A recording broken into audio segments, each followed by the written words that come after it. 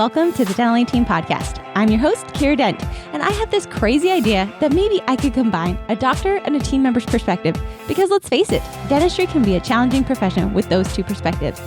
I've been a dental assistant, treatment coordinator, scheduler, biller, office manager, regional manager, practice owner, and I have a team of traveling consultants where we have traveled to over 165 different offices coaching teams. Yep, we don't just understand you, we are you. Our mission is to positively impact the world of dental, and I believe that this podcast is the greatest way I can help elevate teams, grow VIP experiences, reduce stress, and create A-teams. Welcome to the Dental Team Podcast. Hello, Dental Team listeners. This is Kiera, and I've got the one and only Brittany Stone back on the pod. Guys, she has been a freaking road warrior, traveling to 7 offices in one day. Dang, Britt. Welcome back. How you doing? How you feeling? How are you today? I'm good. You made me sound better than I was in one day. 7 in a week. Still a lot, but 7 in a week. Yeah, that's exactly what I meant. We could edit that, or you guys can just know. In my mind, I think it felt like you were 7 in a day. Like you were cruising to practices. 7 in a week is so many offices. But guys, don't worry. Britt wasn't like leaving them high and dry hanging out. You were seeing, kind of walk us through. I know you went to quite a few DSOs that had multi-practices, multi-locations. Kind of what was that like, and how does that even look when you're going to multiple practices like that?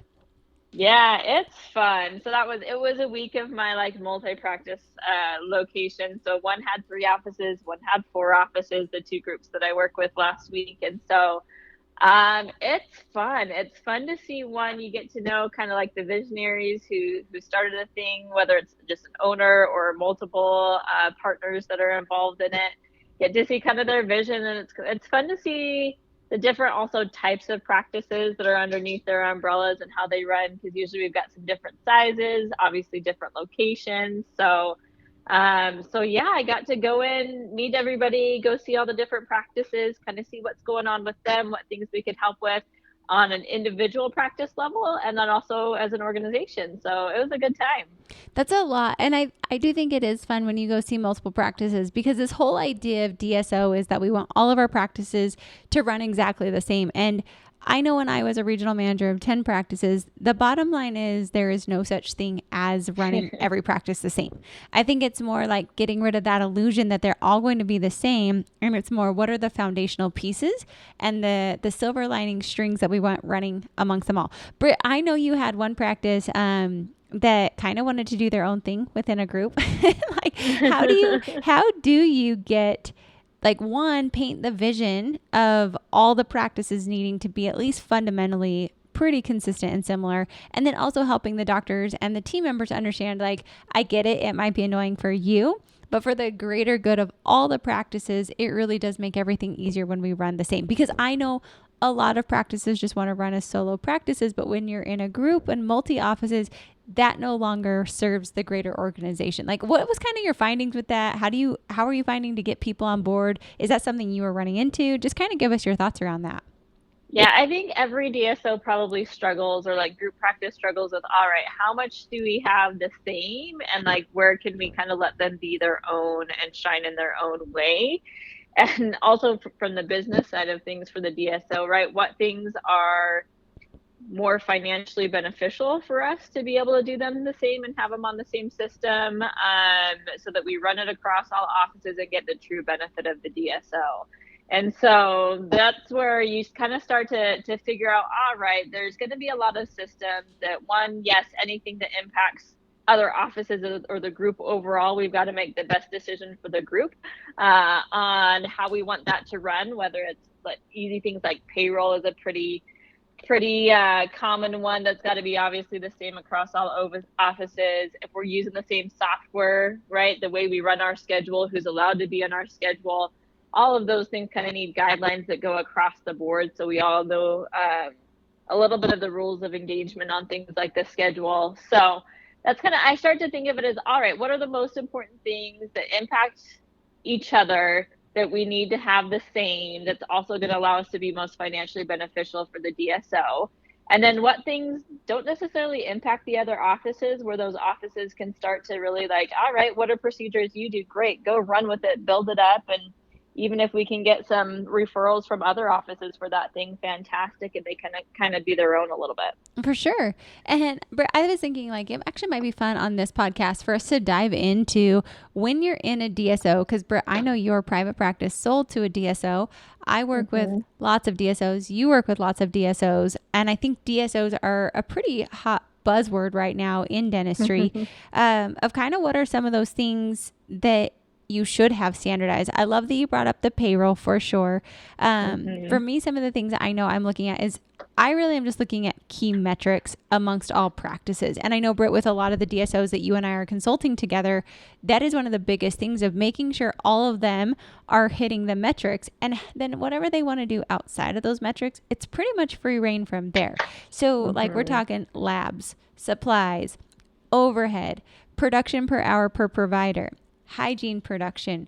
Those are like my main things. Case acceptance is another one I really like to watch. Number of new patients per practice is another key indicator that I really love watching.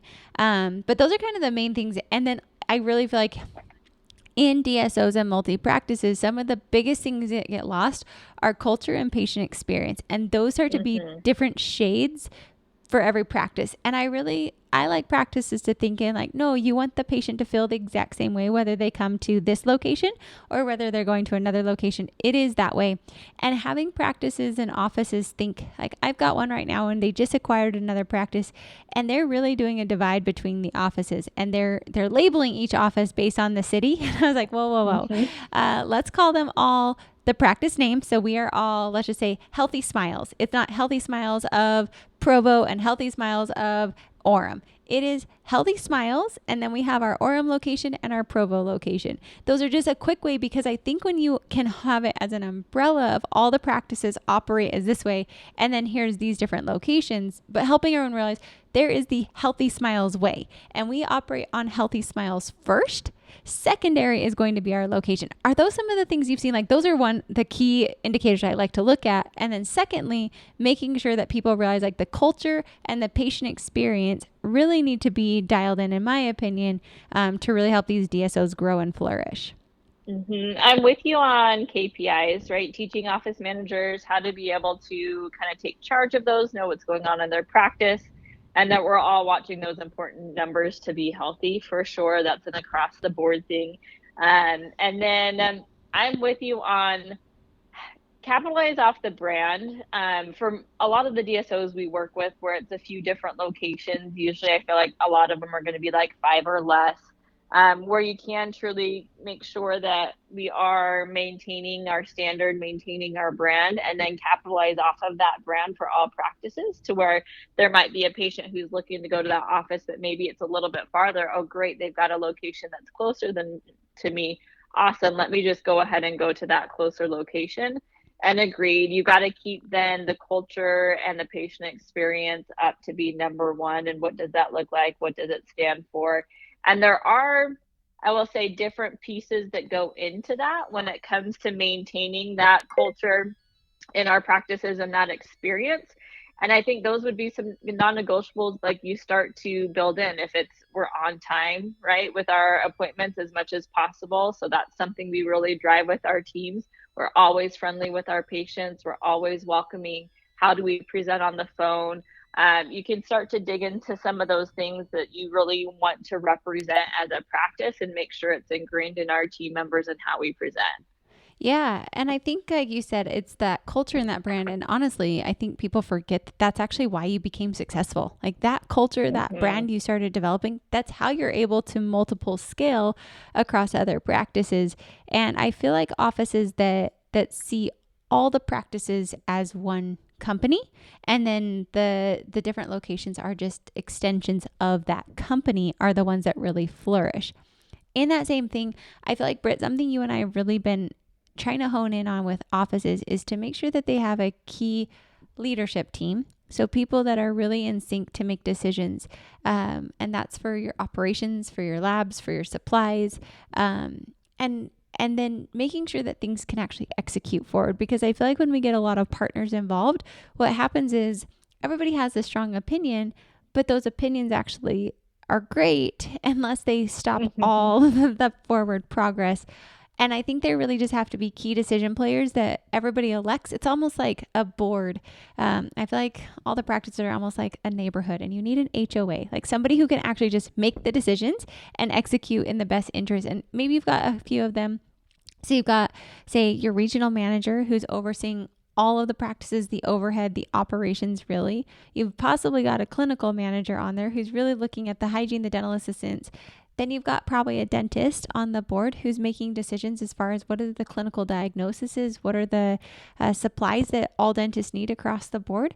And then you're probably going to have somebody who's your finance person. So someone really looking at the financials of the practice. And if you can have one of those key players, I feel like just get that honed in. Then you can have all the practices have their own like little leadership teams and whatnot. But really, you've got those 4 players who can make very strong decisions. And maybe the dentist is the same person as the clinical lead. Maybe that we don't need an extra person there, maybe not. But I think if you can really get that dialed in, you're going to be able to make a lot stronger decisions and be able to move things forward more. Britt, what are you seeing? Like you were literally just in DSOs. Mm-hmm. Are you finding that that type of structure helps move things along? Or are you finding like, no, we need to have key leaders in other areas? What's kind of your take on how to make sure decisions can be made? Because I truly feel like once you get the KPIs dialed in and everyone's reporting in, once you get your office managers looking at their practices, making sure they're profitable and reporting in, then you got your culture and your brand. It's really about getting decisions made quickly and moving things along rather than getting stagnated with so many opinions. Mm-hmm. And I am big on agreed. You've got to figure out who are your key players, what leadership team do you need in place. I am in big support of having someone who's a strong regional manager in place to help make a lot of those kind of smaller decisions for offices that offices need support on, and empowering office managers to make decisions within the bounds that you give them. I think the more you expose your office managers and teach them some of the business side to where they really know what those KPIs are, they really know what they're watching, they know how to influence it, you'll become more confident in their decision making as they see things at a kind of higher level, a bigger picture. But when they can have that information, know how to see it from a little bit higher level, start giving them the opportunity to make decisions within their practice. So one, they can kind of see the fun and feel empowered to where they really can run that team and own that office. And they don't feel like they're just kind of sitting waiting for people to tell them what to do. And then that they've got a really strong regional behind them who also has the ability to make decisions within the parameters that if it's partners or owner gives them to keep moving things forward. And same thing, it's a super empowering thing to where they can get more creative and think of opportunities for the practices than just feeling like they need to wait because they can't make a decision or do anything because someone's not going to approve of it. How many of you would just love to DIY and get the secrets of people who have been there, done that on your own time? Because I know for me, I love to learn from the best of the best, the people who have been there, done that, and can give me the shortcuts. That's why we have created our Dental A Team Virtual Academy, where it's on-demand courses for you at your fingertips, where you literally can learn the secrets from all of my experience, all of Tiffany's experience, Brittany, Dana, our entire team's experience at your fingertips. So stop taking the hard route, guys. There's a shortcut sitting there waiting for you, and it's also CE. Head on over to thedentalateam.com and click on our virtual academy. Be sure to use coupon code podcast and get started on that DIY and become the practice of your dreams. And I really love that you talked about having that regional manager understand the business. I feel like in DSOs, you have to have somebody who understands the business and can think like a business owner.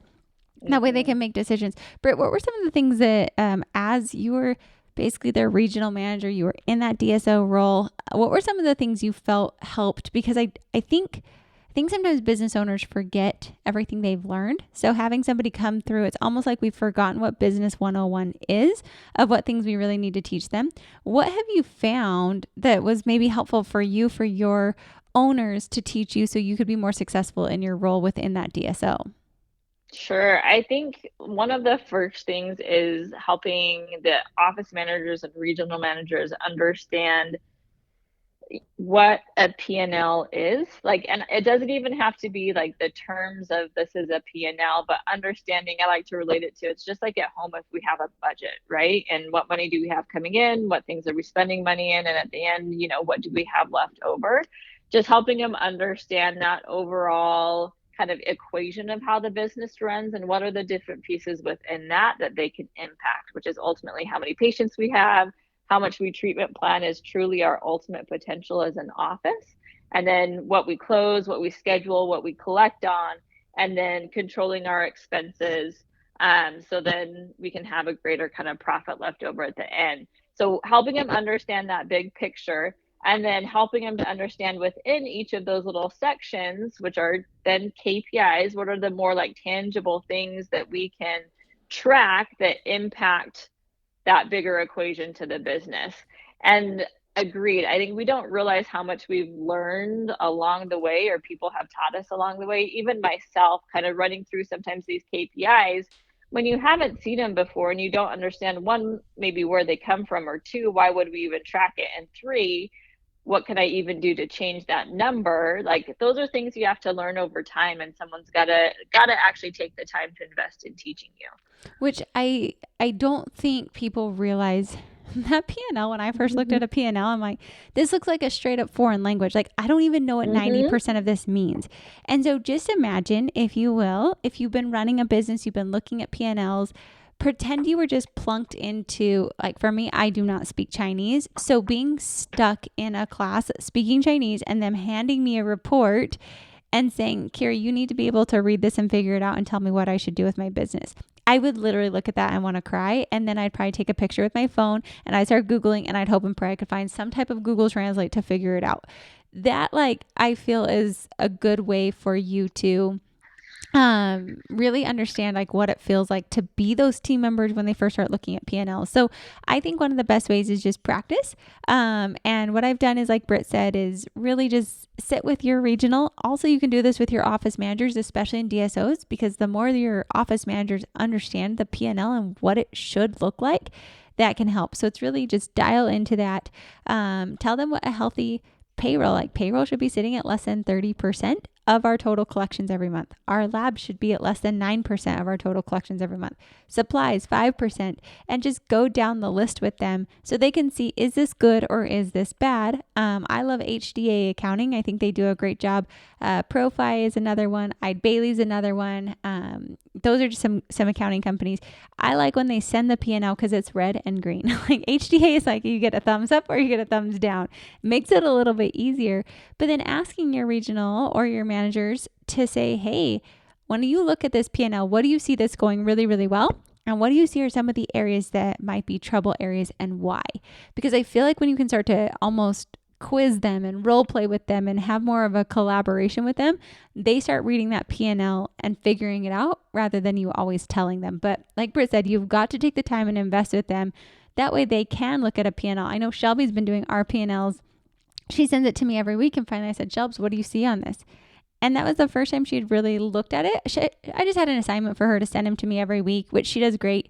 But then I started asking her to look at them, and then we started diving into it and looking at different numbers. And it's crazy how when you just spend a little bit of time, people can really start to find things that you as the owner might even be missing. And then they can take the accountability and the ownership of it. But just realize, like, it is a completely foreign language for these poor people. Let's not forget to train them and educate them so they can be set up for success. For sure. And I think also when it comes down to it, when you start looking at some of these numbers and you haven't looked at it before, so even office managers, when they look at it and they haven't seen it, or regionals, they're going to start to understand, and like it's fun in a way to see their eyes kind of open to, like, oh, I understand why, like, I really want to be able to hire an additional team member, but here's where we are. So it makes sense now why now's not the time to hire. And we need to work on some other things so we can afford to hire another team member. Exactly. And then you're no longer, as the business owner, the bad guy or the good guy. When your regional says, hey, I want to hire, you say, Prime, can we afford this? What does the P&L say? And they then are the ones who are answering the question rather than you being like giving the green light or giving the thumbs down. And then they are more, again, a partner with you. Britt, as a regional, and I'll give my insights of how it felt for me. How does that make you feel when you can, as a regional, start making those business decisions and truly be like a trusted side partner where you're like really, really informed in the business? How does that make you as the regional manager, you as the manager of the practice? Like, what do you feel like when you feel that competent reading P&Ls and understanding the business? Oh, I loved it. I loved it for one of the biggest reasons is because I'm in a practice, especially as OM, like I'm in a practice every day and can see what I have and what I need and what's actually going on, like as close to the ground as possible. So when it's something like this, where like driving numbers in a certain direction, I'm like, all right, I can see multiple things kind of in the puzzle that I can start to manipulate or impact to be able to drive those numbers, drive the results. Or if it's like, hey, we want to get new technology, what do we need to do to get there?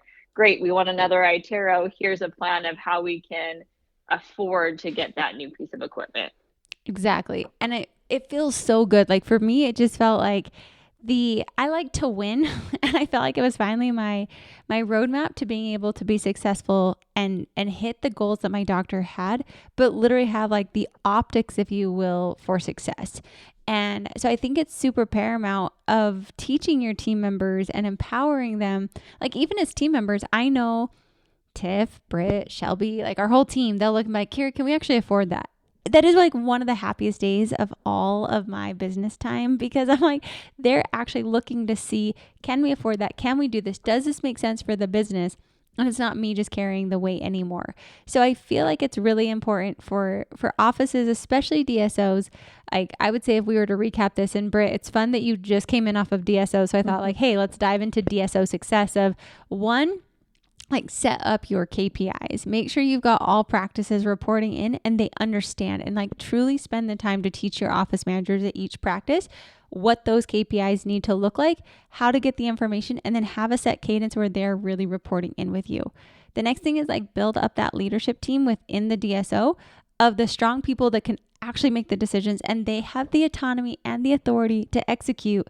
And then third, train the team members to really look at these P&Ls so they understand. Before all that, we did talk about like having the standardization of culture, the name, making sure those things run the same. And I feel like within DSOs, you are way, way, way more needed to be structured and to over communicate than you are in solo or even secondary practices. Like the type of communication, the amount of communication, the amount of, I would say like rules with massive air quotes, like people just need to know the guidelines of what we can or can't do, and they've got to be black and white. That's kind of like my recap of everything we talked about, Britt, of like DSO success. But is there anything I may have missed or things you want to just highlight on your own that you feel really, really makes or breaks a DSO from your perspective? I think those are all key pieces that ultimately build to like there's no one or three people at the top, depending on how big you get, right? That can be responsible for making all decisions. So a lot of it is making sure you've got that flywheel of culture going to where you don't have to put so much effort into controlling it. And then you've got key people and support so that the people kind of at the top, or the OGs, the originals who kind of started it, that you build in support for yourself and you're not having to make all of those decisions for everybody. I think that that's actually one of the like key pieces that I hadn't even realized is this allows more freedom of those visionaries to go and make decisions, but have a team that can also make decisions and think like that visionary more so. So like, and to be honest, a lot of people get excited about going and buying the practices that they forget. You need to have that foundation, those guidelines, those ways for people to make decisions without the OGs being there to answer everything. And if you don't have that in play, get that in play, hire a coach. That's what we do. We literally help offices get these things set up, things they might not have thought about, be that mediator who can really remind, show, guide people to get things done. But make sure you have that in play as you're building, or I would truly suggest before you do it. However, I know all visionaries just go and they buy the practice and then figure it out. So like, it's cool. We know you, we see you, but really getting that ability for people to be it. Have autonomy, and so that way the owners don't have to always be making every decision. I think one, just empowers everyone, and two, it's an easier flowing process for sure. Absolutely. So guys, there you go. There's a Road Warrior Brit coming back in off of a DSO week. We love our DSO practices, but really I just thought it'd be fun for us to highlight today of what are some of the key success for DSOs? And Brit, I know you came from a very successful DSO before joining Dental Team. And so I feel like you just have such a knack for it. And offices who work with you, shoot, you got some of the most raving reviews from the offices you were with. Like I got personal text messages from those doctors thanking you for being there and how much you're able to clarify. So Brit, kudos to you. It's fun to have you share on DSO secrets and success. Thanks. I do love my DSOs. They're just fun. Brit and I giggle. We're like, we love our new practices, but man, those DSOs, they're like puzzles for us to have to try and figure out, put together. Brit and I will collaborate on these all the time, and it's so fun for those DSOs. So guys, if you're a DSO needing help, be sure to reach out, hello@thedentallyteam.com. And as always, thank you for listening, and we'll catch you next time on the Dental Team Podcast. And that wraps it up for another episode of the Dental Team Podcast. Thank you so much for listening, and we'll talk to you next time.